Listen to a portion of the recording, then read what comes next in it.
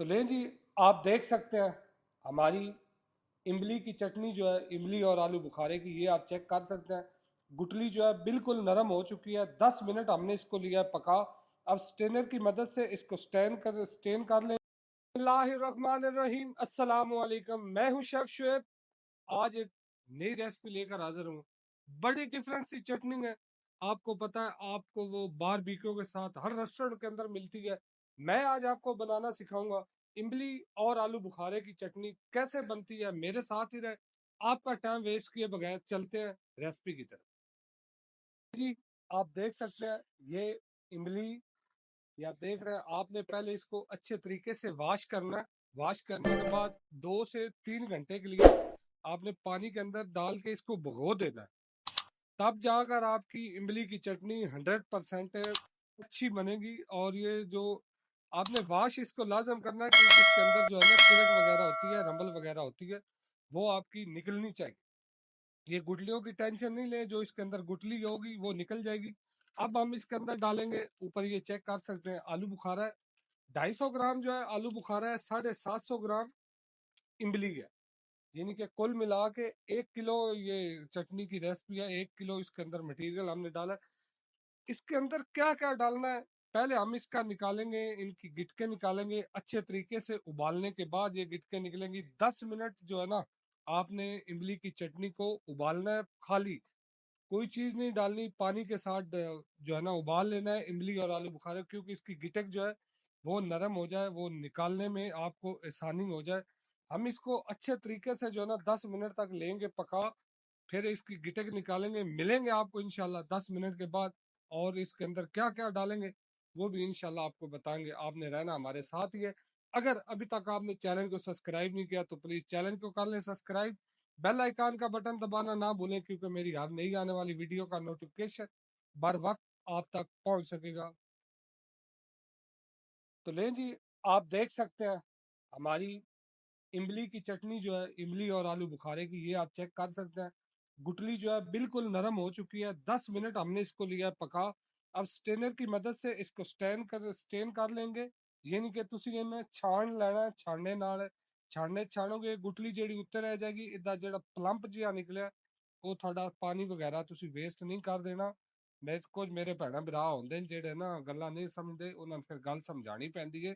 ਤੇ ਇਹ ਜਿਹੜਾ ਬੰਦਾ ਤੁਹਾਡੇ ਨਾਲ ਵੀਡੀਓ ਦੇਖ ਰਿਹਾ ਨਾ, ਇਸ ਨੂੰ ਵੀ ਦੱਸੋ ਕਿ ਪਲੀਜ਼ ਮਿਹਰਬਾਨੀ ਕਰੇ ਚੈਨਲ ਨੂੰ ਸਬਸਕ੍ਰਾਈਬ ਕਰ ਲਵੇ। ਆਪਣਾ ਟਾਈਮ ਤੇ ਵੇਸਟ ਕਰ ਹੀ ਲਿਆ, ਚਲੋ ਕੁਝ ਸਾਡਾ ਵੀ ਫਾਇਦਾ ਕਰੋ। ਤੇ ਇਹਨਾਂ ਅਸੀਂ ਛਾੜ ਲਈਏ, ਮਿਲਦੇ ਆ अगले ਤੁਹਾਨੂੰ इंशाल्लाह 3 ਤੋਂ 4 मिनट के अंदर अंदर। तो लें जी, आप देख सकते हैं हमने जो है ना इमली और आलू बुखारे का प्लम्प जो है वो निकाल लिया। अब हम इसके अंदर लगाएंगे टेस्ट। क्या क्या डालना है, सबसे पहले आपने जो है ना 2 टेबल स्पून शुगर के डालने हैं।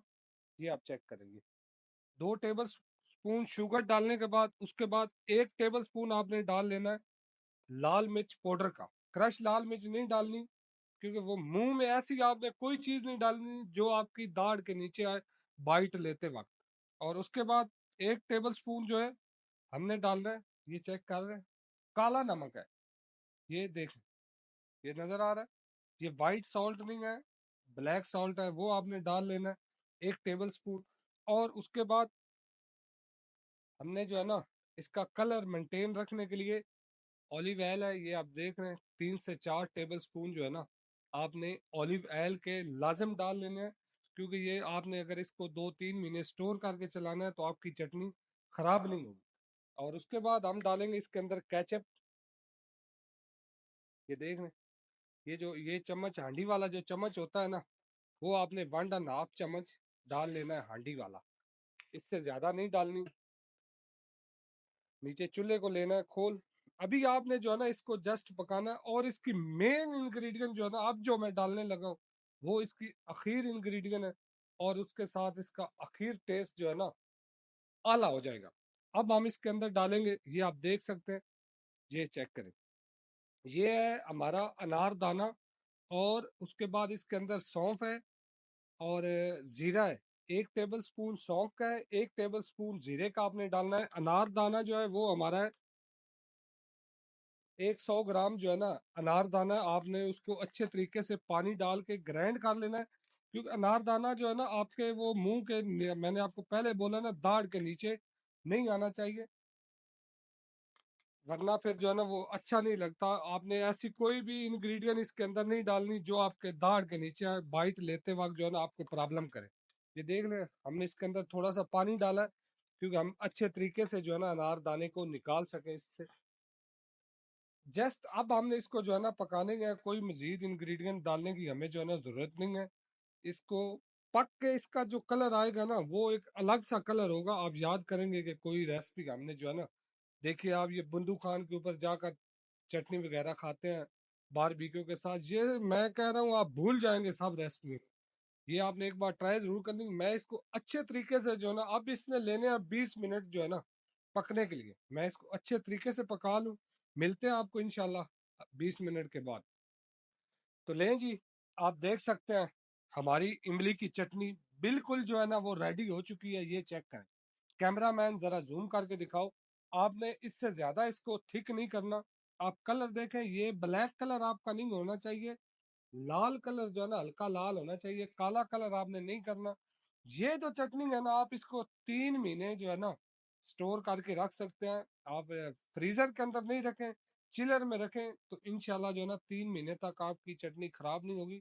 इसको आपने फ्रीज नहीं करना, और कोशिश करें आप जो है ना गिलास वाले जार में डाल के रखें। ये नहीं कि शीशे के डब्बे च है, शीशे के डब्बे च पा के रखोगे तो इंशाल्लाह जो है ना आपकी चटनी कभी भी खराब नहीं होगी। ऐसी वीडियो, नई नई वीडियो लेके इंशाल्लाह हाजिर होंगे। इसी वीडियो के साथ मेरी टीम और मुझे दो इजाजत, अल्लाह ताला ने चाह तो इंशाल्लाह मिलेंगे एक नई वीडियो के साथ। ओके बाय और अल्लाह हाफिज।